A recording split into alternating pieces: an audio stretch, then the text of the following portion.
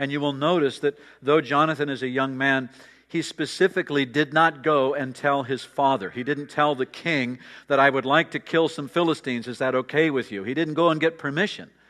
I mean, he wasn't walking in rebellion. He wasn't, I'm going to do whatever I'm going to do and nobody can tell me. But he just understood that submission is fitting in with a plan that somebody else has. It does not preclude initiative. It doesn't preclude the willingness that somebody has. You know, I saw somebody after church and it didn't seem like they're doing very well. And I could go and talk to that person. I don't have to be authorized by anybody to offer my heart to want to do something. He didn't ask to kill Philistines because they were at war with Philistines. And dear one, you do not need my permission to share Jesus with somebody. You do not need my permission to drive out a demon or two. You just go for it in God. I remember so long ago, Pastor Jack, he said some kind things to me, and as some of the other staff down there did, and they said, you seem to navigate being at this big church with, Pastor Jack, you seem to navigate it very well. How is it that you do your ministry?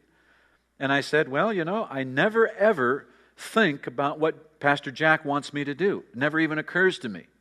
I figure he wants me to do my job.